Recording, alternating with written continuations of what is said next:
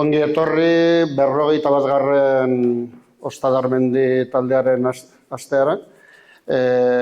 Izatez atzo hasi ginen aurren ibilaldiarekin, Angel Etxeberriaren omenez egiten dagoen urtero txango hori. 40 ume egon ziren eta bere gurasok eta, azkenen 100 lagun mendin, oso giro ederrean, eta gustora. Gaur proiekzioekin hasten gara, bihar ez da egongo, beraz 4 proiekzio ezberdin egongo dira. Gaur hasiko gea koke losakin, gero bultauko gea eta berak aurkeztuko du proiekzioa. Saltoka ibiliko gea Urretxu Zumarraren artean, asteazkenean Zelai Aristi Zinemaretoan izango da proiekzioa, Mikel Saedurabain, Bagirati 3 proiekzioa eskainiko digu, mendigo izale veteranoa eta oso ona. Ostegunean berriz honea, pelikula bat botako da, Aloñamendi taldea, esperologiaren pelikula bat. Esan behar da Bartzelonan aurten lehenengo saria jaso dula hango lehiaketa famatu baten, beraz, pentsatzen dugu nahiko berez izango dola.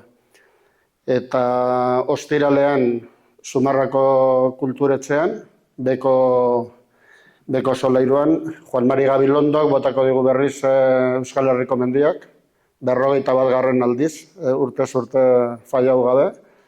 Eta larun batean bertan kulturetxean, Ostadarreko egoitzan, urteko batzarra egingo dute bazkideek, edo egingo dugu. Eta bukatzeko igandean, Araban Atzabal ingurun, Peñas de Oro edo inguru hortan, goizean txango bat egingo da, eta gero herriko baskaria edo hango jatetxe baten. Eta gaurko proiektzioari bueltatzen geha, Nepalen Gate Himalaya Trail, euskeraz, zeharkaldia hundi, erraldoia, eta hitza emango dio kokeri, uste dia Ostadarren laguna, zenbait aldiz hemen egon dela, eta berak azalduko dugu proiektzioa. Zure hitza. Eskerrik asko. Arratsaldeon, gaur ikusiko dezuen emanaldia, bada Nepali buruz egindako zeharkaldi bat.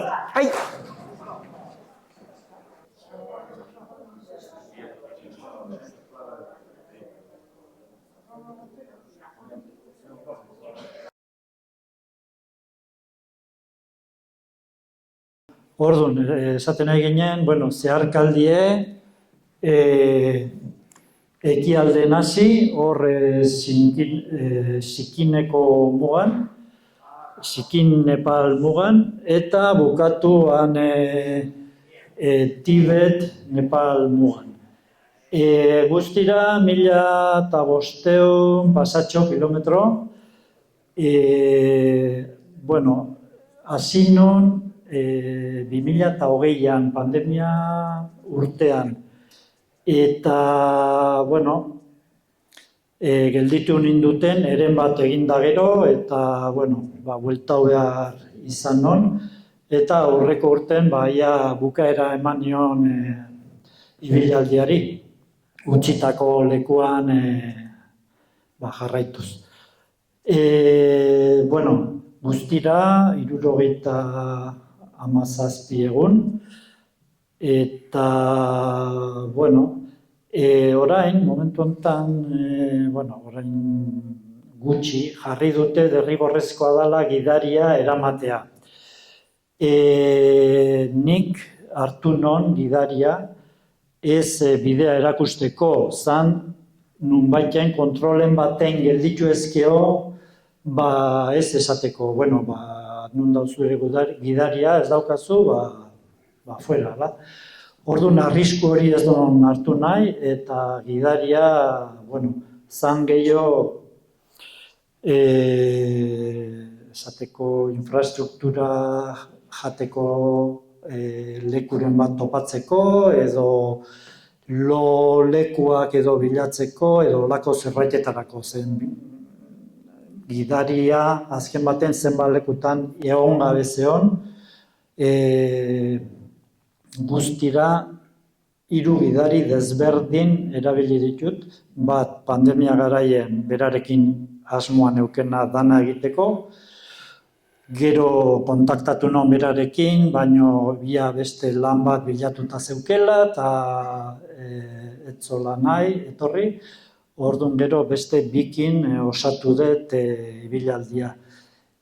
Bat emakumezko gidari bazan, eta bestea lantan inguruko gidari bat, egon gabe zeola hor, eta egin ditugu elkarrekin 500 kilometro, baina berak ere egon gabe zeon lekun, oseak gidari lana, esan nahi dut, ez bidea erakusteko, beste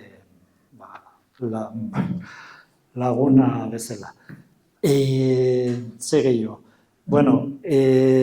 Komentatu, pandemia ondorenen, hasi nintzenen berriz, ikusiko dezue 3 lagun gehiago etorri ziren, neska laguna eta beste 2 lagun, orduan 10 egunetan egin non beste lagun batzukin, baino gainantzen izan da bakarrik. Lehenengo partea zala, zikinen hasi eta eren bat egin arte, praktikamente apenas inor ez dugu gurutzatu, turistarik, trekinistak eta ezer.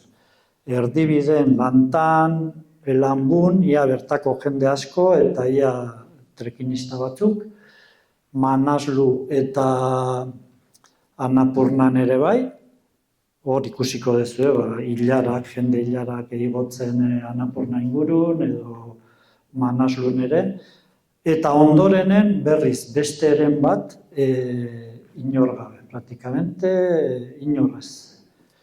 Eta, hori da pixka bat azaldu nahi nona. Nik aukera, esaten dute 2 bide daudela. Bat goiko bidea eta bestea bide kulturala edo esaten zaio. Ez die bide markatutako jerrea bezala hor 2 marratxokin. Die bide Nepalen dau dana bidez beteta. Orduan, da esatea bezala, ez dakit, Azkoititik Zumarra etorri behar dezu. Daukezu aukera desberdinak, mendiz etortzeko, errepidez etortzeko, bide berdetik etortzeko, orduan, ez da bide bakarra edo bide kulturala eta goiko bidea. Beti daude aukera desberdinak. Ni joan aurretik egon nintzen beste 2 pertsonakin, inguru hoitan ibilitako, eta 2 pertsona horiek egin zuten ibilbide desberdina. Eta nik ez dut berdina ere egin beraiek egin duten bide tramo batzutan bai, beste tramo batzutan ez. Orduan, esan nahi dut, 2 bide esaten daudela, kulturala eta goikoa, baina aldi beren daude zuk zure erara montatu dezakezun ibilbidea. Eta, honekin nahikoa. Errepikazioa.